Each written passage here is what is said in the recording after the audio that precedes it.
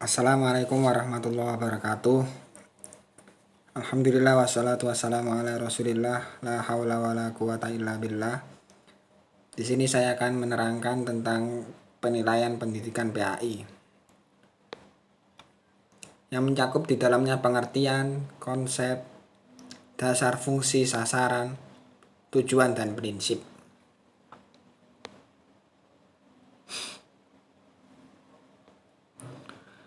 Lanjut, kita akan membahas tentang pengertian penilaian pendidikan. Penilaian dalam bahasa Inggris dikenal dengan istilah assessment, yang berarti menilai sesuatu. Menilai itu sendiri berarti mengambil keputusan terhadap sesuatu dengan mengacu pada ukuran tertentu, seperti menilai baik atau buruk, sehat atau sakit, pandai atau bodoh, tinggi atau rendah, dan sebagainya.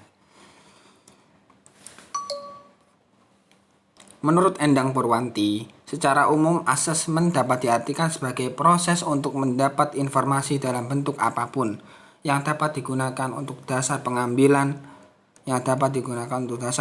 keputusan tentang siswa, baik yang menyangkut kurikulumnya, program pembelajarannya, iklim sekolah maupun kebijakan sekolah. Menurut Igen Masijo, penilaian sifat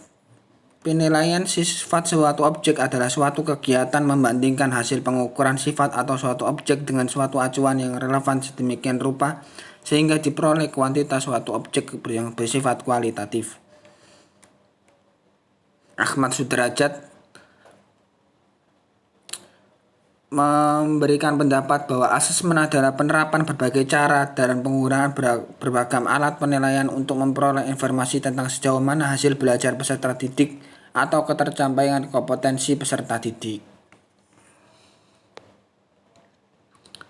Berlanjut ke konsep dasar penilaian pendidikan. Setiap orang yang terlibat dalam pendidikan, bagaimanapun macam dan ruang lingkup keputusan pendidikan itu, keputusan tersebut memerlukan informasi yang lengkap dan tepat. Informasi semacam ini akan diperoleh melalui penilaian. Penilaian sebagai kegiatan pemeriksaan yang sistematis dari peristiwa-peristiwa yang terjadi dan akibatnya pada saat program dilaksanakan. Pemeriksaan yang diarahkan untuk membantu memperbaiki program itu dan program lain memiliki tujuan yang sama. Lanjut, sasaran penilaian dalam pembelajaran. Selanjutnya sasaran. Yang pertama ada 3 sasaran, yaitu input, transformasi, dan output. Yang pertama input.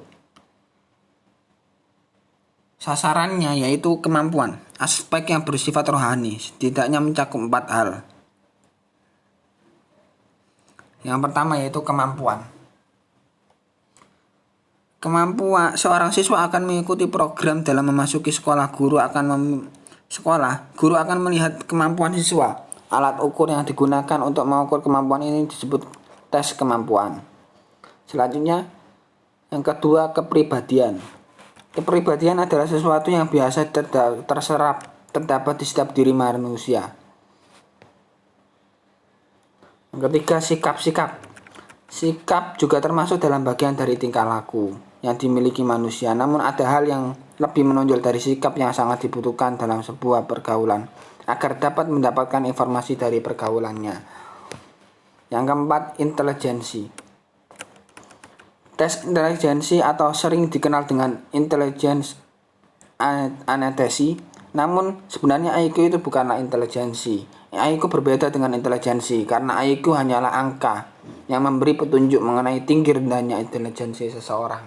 Jadi pintar atau bodohnya seseorang tidak hanya bisa dapat diukur dengan IQ saja. Yang kedua, transformasi.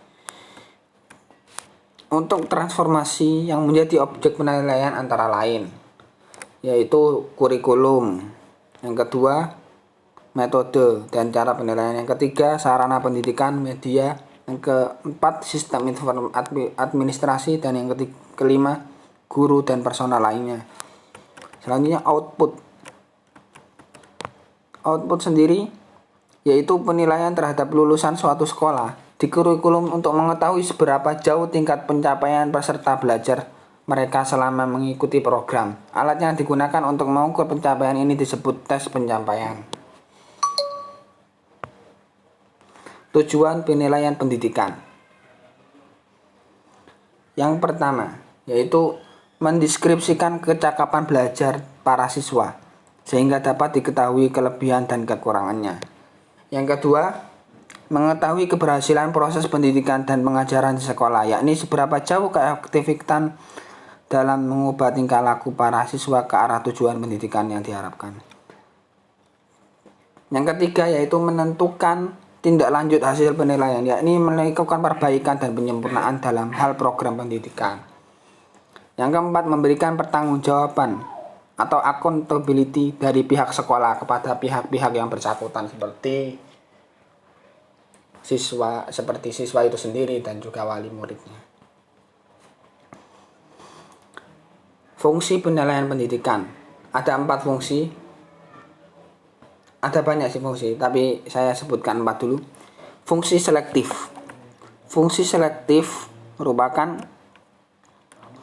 cara mengadakan penilaian guru yang mempunyai cara untuk mengadakan seleksi atau penilaian terhadap siswanya. Yang kedua, yaitu fungsi diagnosi, yakni apabila alat yang digunakan dalam penilaian cukup memenuhi persyaratan, maka dengan melihat hasilnya guru akan mengetahui kelemahan siswa. Jadi dengan melihat kelemahan siswa itu bagaimana. Yang ketiga, fungsi sebagai penempatan, yakni sistem baru yang kini banyak dipopulerkan negara adalah sistem belajar sendiri. Yang keempat, fungsi sebagai pengukur keberhasilan. Yang kelima, alat untuk mengetahui tercapai tidaknya tujuan instruksional. Yang keenam, fungsinya yaitu umpan balik bagi perbaikan proses belajar mengajar. Yang ketujuh, dasar dalam menyusun laporan kemajuan belajar siswa. Prinsip penilaian pendidikan. Ada 4 prinsip. Prinsip ini adalah pendapat dari yang sangat populer, yaitu sangat umum, yaitu ada 4 prinsip. Yang pertama yaitu keeping track. Penilaian itu harus mampu menelusuri dan melacak kemajuan siswa sesuai dengan rencana pembelajaran yang telah ditetapkan.